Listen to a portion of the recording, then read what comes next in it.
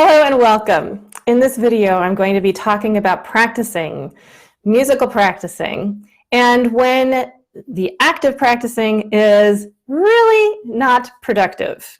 In fact, a lot of the time when we practice, our time is wasted, our energy is wasted, and when we think that we're doing what we're supposed to be doing, it's actually counterproductive sometimes.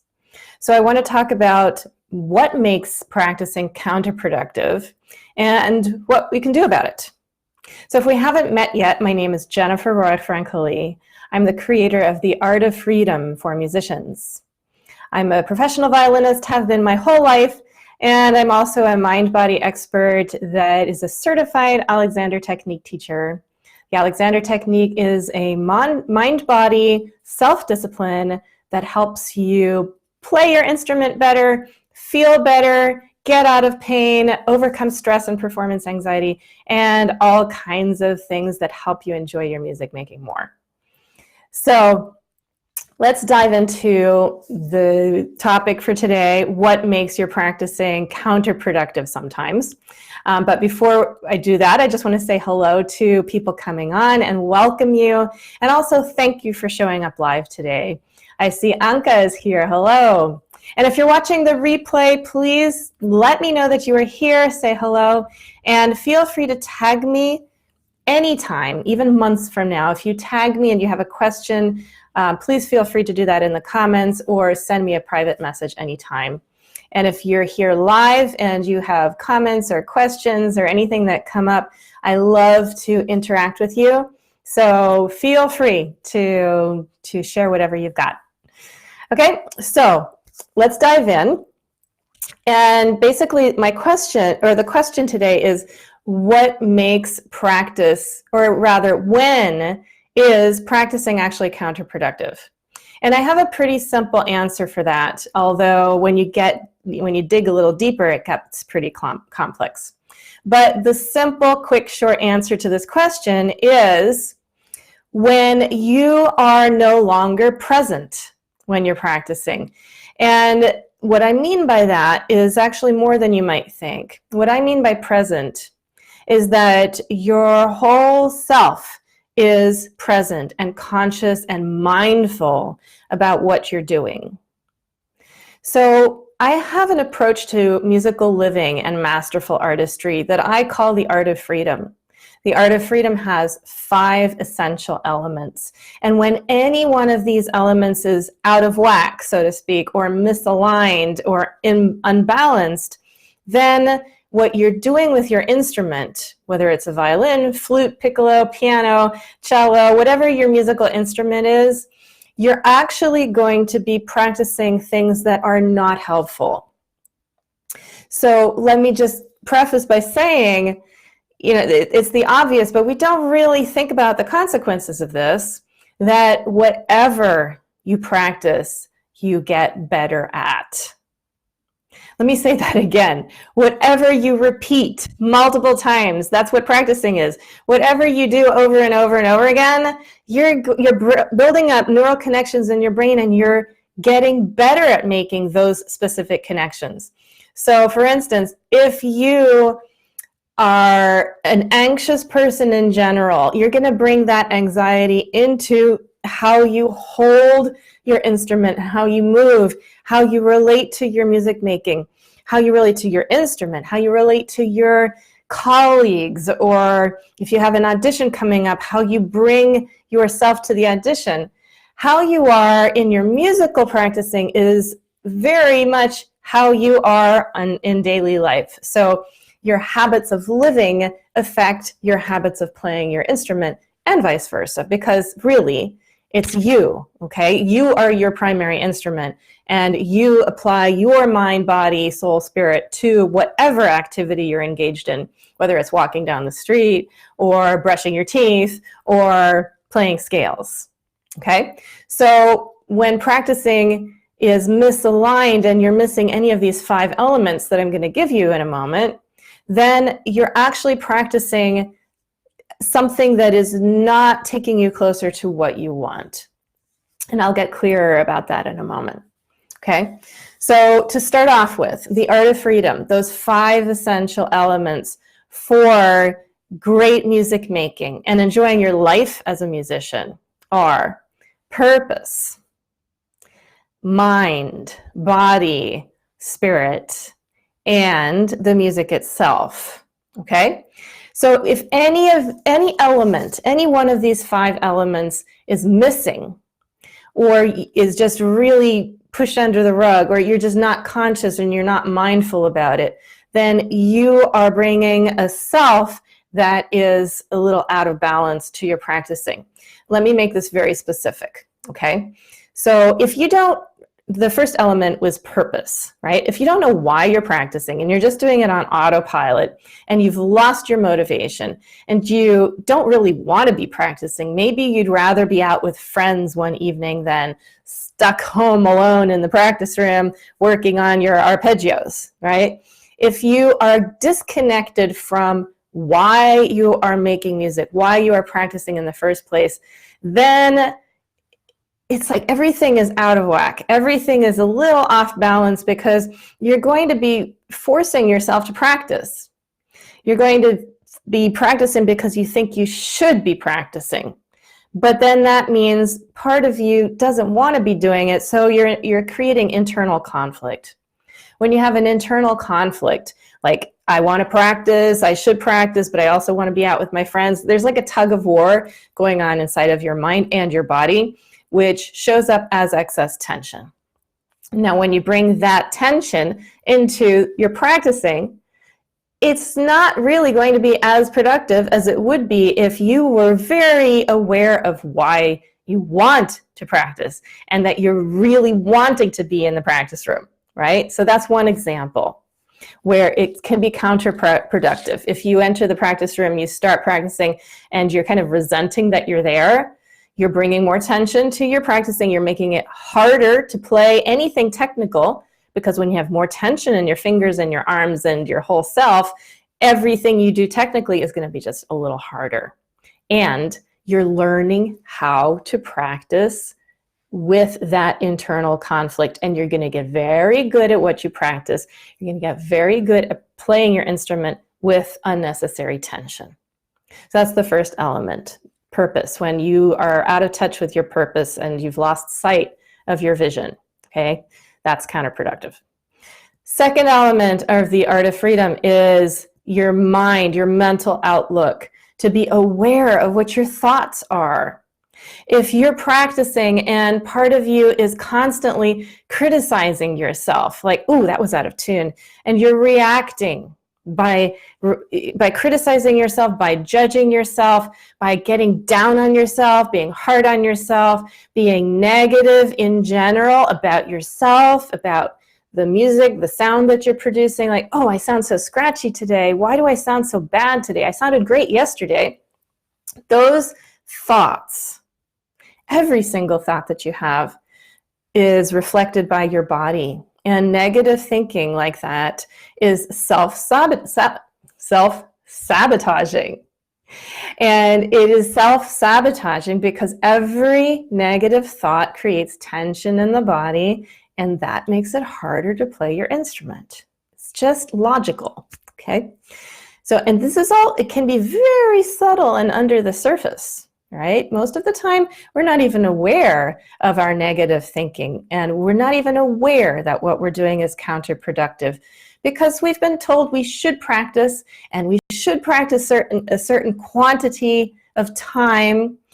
I, by the way, am totally against the idea of quantity in practicing unless it's a quantity of qualitative practicing.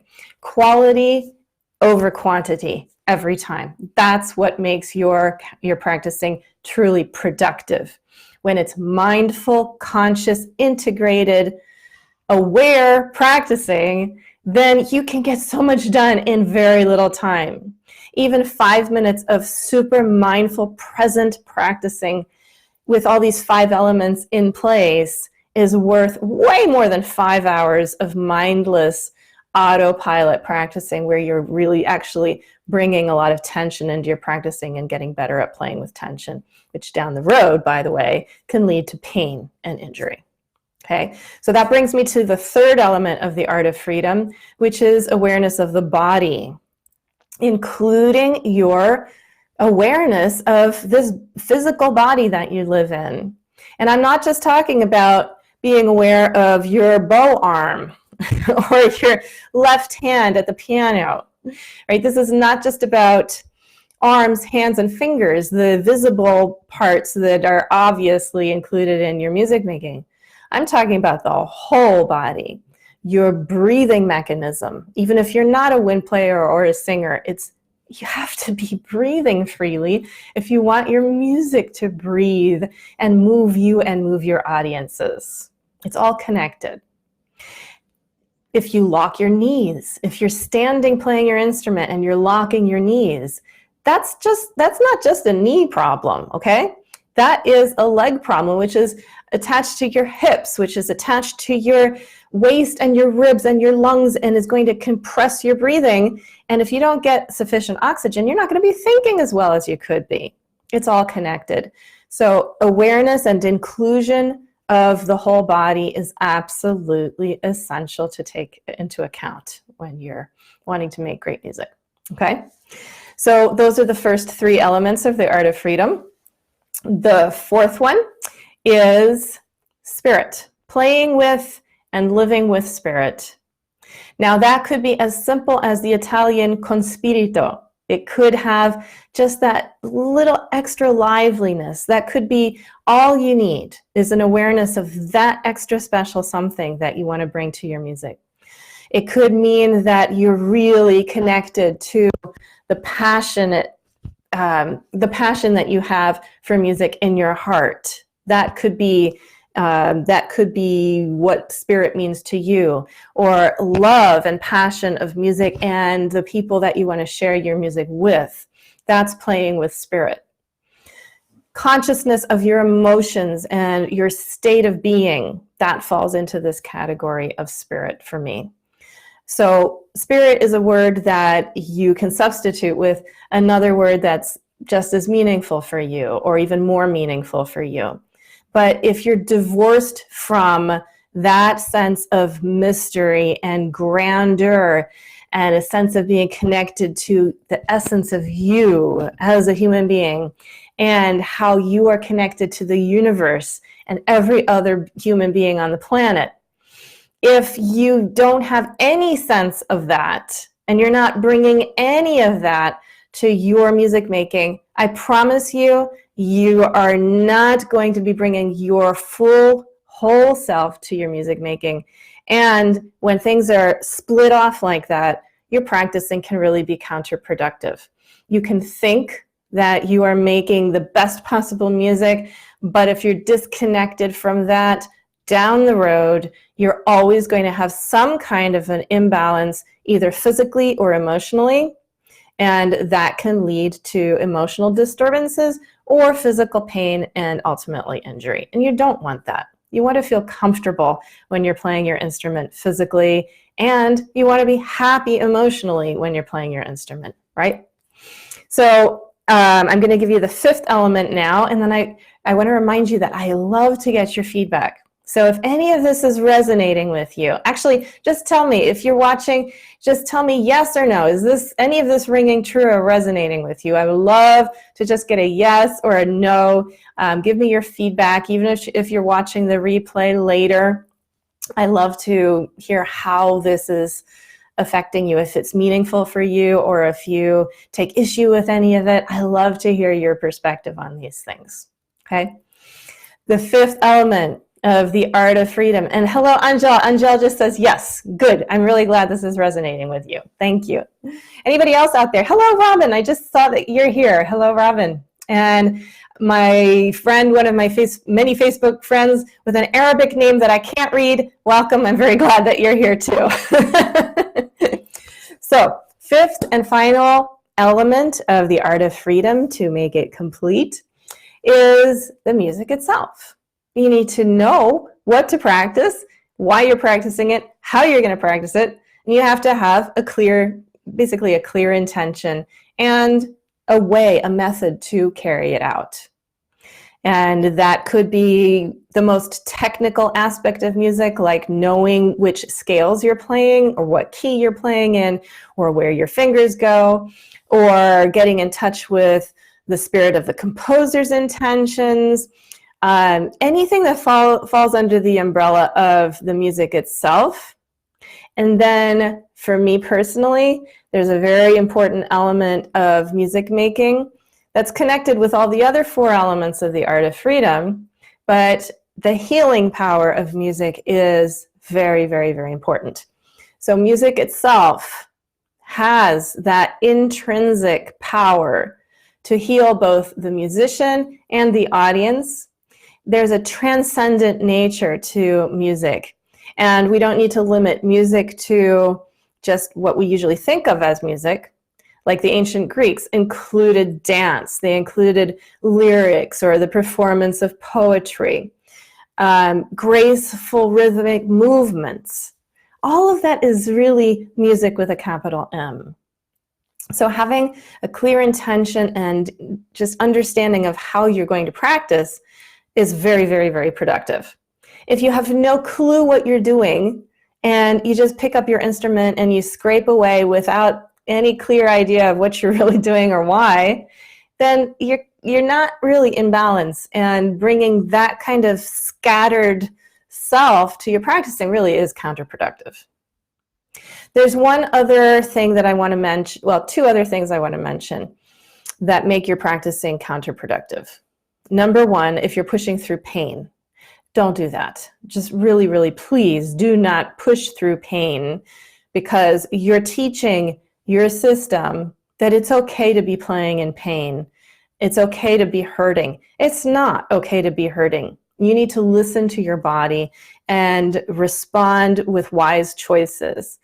Pushing through pain because you have a performance coming up, you're risking really hurting yourself further. And it's emotionally uncomfortable when you push yourself around like that. So it is absolutely counterproductive to be playing in pain without listening to the inner wisdom of your system. Okay, so don't do that. That's counterproductive. And last but not least, if you are not feeling well emotionally and you're not taking that into account, and you're kind of pushing your emotions away, and you're not listening to yourself, that's counterproductive, because that's also pushing against pain, pushing through pain, but now we're talking about emotional pain.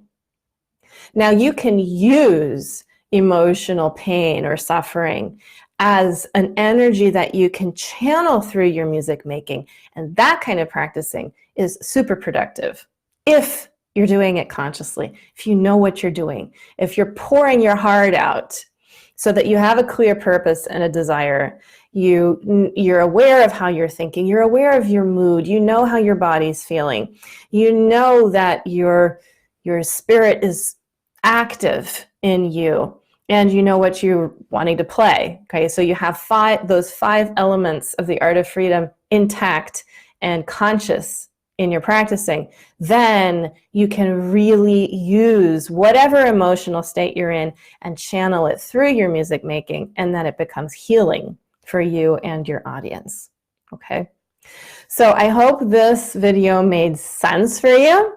I hope you have a more global understanding of how your practicing can be counterproductive if you're not being mindful of any of these 5 elements. If you're oblivious to why you're doing it and you actually don't really want to be playing your instrument, absolutely counterproductive. If you're mindless and your thoughts are out to lunch and you're not even present with what you're doing, that's counterproductive, because you're going to get really good at disassociating and not being present when you play your instrument. You do not want to build that habit. Trust me, I've been there. If your body is hurting, don't push through that. Listen to the wisdom of your body and learn from it, and take your body into account when you approach your instrument. get connected with that special spark, your muse, your genius spark of inspiration that I call spirit. You can call whatever you want. Love, passion in your heart. Get connected with that. If you are disconnected from who you are deeply, then it's counterproductive in the end, really. And if you have no idea about what you're playing, you're not even knowing what you're doing music-wise, then it's not productive either. So I hope that some of these ideas resonated with you, that they are meaningful for you. I would really, really love to get your feedback. Tell me which of these elements is easiest for you to connect with. And so like when you approach your instrument, which of these 5 things tends to be uppermost in your awareness? Your desire, your thoughts, how you feel in the body, what's going on with you and spirit, or a musical intention? Which of those comes up first for you? Which is the most present? I'd love to hear from everybody on which one of those pops up first. And then maybe which one do you tend to forget about or neglect? That would be an interesting question for each of you to look at as well. So you might want to just jot down these 5 elements of the art of freedom, have them on a little note card by your, on your music stand, or in your in your instrument case, for instance, or on the door to your practice room, so that you remember to just remind yourself briefly for a moment about these 5 elements, so that your practicing can be super productive. Okay? So I wish you very enjoyable practicing with your whole self. And if you want to learn more about how to do this, because there are very, very specific tools for how to do this and have super efficient, highly productive practice sessions. If you want to know some of the tips and tricks that I teach my students, please message me, contact me. And if you want to learn the very first thing that I teach my students, you can do that for free. It's a YouTube video, and you can take this challenge that I'm just posting here right now. It's a 5-day challenge that helps you establish a habit for your best warm-up ever, to help you integrate yourself before you start diving into your practice session. So take my 5-day best warm-up challenge, and please let me know how it goes. I always love to hear from people who are trying out the challenge or who are here on my videos. And oh, of course, I'm telling myself, don't forget, don't forget to tell them to join the Musicians Mind Body Practice Tribe. If you're not a member of my free Facebook group yet, please come on over and join us. Here's the link to join the Musicians Mind Body Practice Tribe, where we talk about mind-body issues related to music making. It's for musicians of all types, skill levels, instruments, elite professionals have been doing it for 40 years or whatever, and beginner amateurs. I don't care what skill level you're at, please come join my group. There's something for everybody there. So I hope you enjoy your holidays, and I'll see you on over in the Mind Body Practice Tribe. Happy practicing always, and I keep hitting this new microphone. I'm not used to having this here. I hope I'm not making a lot of sound when I do that. Anyway, thank you for being here. Lots of love to you, and see you soon. Bye-bye.